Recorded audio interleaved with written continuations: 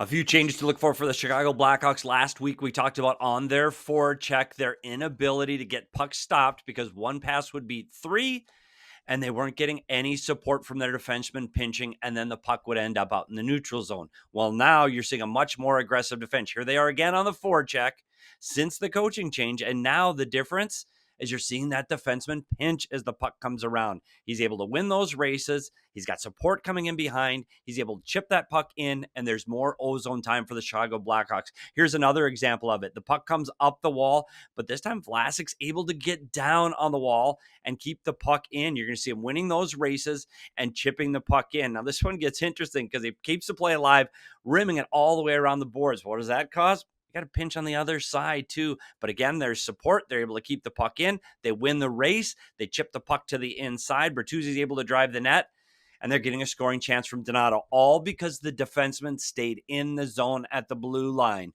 They're doing it from all over the ice. You're seeing a lot more of the defenseman coming down, winning those races, and maintaining more offensive zone time. The other thing they're doing is changing it up, trying to be more aggressive in the neutral zone.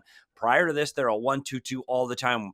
First player is trying to steer the puck to the side. The second layer, the two, they're trying to protect the middle of the ice and force everything over to this side of the ice. And then your last two in the 1-2-2, that's the defenseman. Again, they're trying to protect the strong side. Everything is trying to pinch to the wall, and you're trying to force those opponents to dump the puck. Well, now they're trying to be more aggressive in the neutral zone. What happens? Instead of that forward chasing, now each forward is responsible for a defenseman. That forces the defenseman to make quicker decisions. So here's your two. And as the puck comes up the ice, there's your one. The middle forward is trying to protect the middle of the ice and stay above middle speed. That's his responsibility, the middle speed. And then your two in the 2-1-2, well, you guessed it, that's your defenseman again. And now you're responsible for the outside lane. So as you see the puck come up the ice, one of the areas Chicago had a problem with last week was the outside lane. Well, now that lane is covered. You're going to see it again on the 2-1-2. Pressure on these two defensemen, which forces them to make a quick decision and get the puck up the ice. As the puck comes up the ice, here's your one. He has followed the middle lane speed, and there's your defenseman as the two, and they're able to cut off the play, and there is no chance for the New York Rangers. One other thing I want you to look at is how well they're defending in front of the net, how well they're protecting the house. They're defending really close to their net, and they're not allowing chances. Even when that pass comes through to Panarin, and that pass comes through, they're able to close that off, and there is no scoring chance. Again, you're going to see how tight they are to their blue paint and how well they're defending and not giving opportunities around their net. Now, the big deal is, can they have consistency with all of these coaching changes? All right, great stuff as always, PD. Let me ask you this then. So before we move on to the 2-1-2, in the 1-2-2, you illustrate how they're trying to keep the puck to one side of the ice. What is the benefit of that? Why was that such a That's where the trap came focus? In. That was the trap, and it's the easiest to play for players. And it was the system that everybody played growing up and playing in juniors and playing in high school and playing in college. Everybody played a 1-2-2. It's incredibly easy to do. The first forward, you know what his job is, and now I'm a forward, so I should be at the red line protecting the red line. When you're doing a 2-1-2, now you've got to think more. You've got to think, okay, which forward's ahead of me? Okay, well, he's ahead of me and he's ahead of me. Okay, so I'm the one in the middle of the zone. You have to think a little bit harder, which is okay.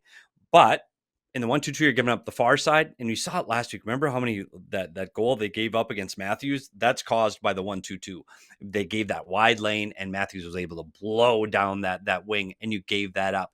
In the 2-1-2, this is all about trying to protect the three lanes from the red line in and having a lot of pressure on the puck for the guys chasing the defenseman. And you're going to see they're going to create turnovers. And once Connor Bedard gets into that habit of chasing forward at those defensemen in a 2-1-2, look out, because you see how well he does that in the defensive zone where he's able to block that D-to-D pass and get going offensively. I think it's going to be the same thing for him in the 2-1-2. So one thing I think that, with my novice hockey brain is, you think pressuring more, having your defenseman more aggressive is going to just very simply lead to more possession for your team, meaning you're going to have fewer shifts on the other end of the ice defending, less exhaustion. So when the game does get late, you're not out of gas. I mean, the Hawks have led in so many of their games this year, and then at the end they just run out of. They're just done. They're toast because they've been defending the entire night. With this 2-1-2, it feels like they'll just have the puck more, And if it's 10, 20% more than the other games it was, that's 10, 20% more energy they're going to have to close things out at the end. Hey, I agree with that, but one other thing you keep in mind, Jay, when they're trying to have those tight gaps in the neutral zone, meaning they want to be as close to the opponent forward that's coming at them as they possibly can. And I think that they're so used to backing off and giving that guy all of that room that now they're going, okay, my coach trusts me. He's going to let me close the gap on this, and I'm going to create turnovers. And if I get beat, that's okay. My partner's going to bail me out. And I think, watch the Stanley Cup champions. This is how the Florida Panthers play. They are unbelievably aggressive on the puck, and it's fun to play as long as you trust your teammate. So you're right.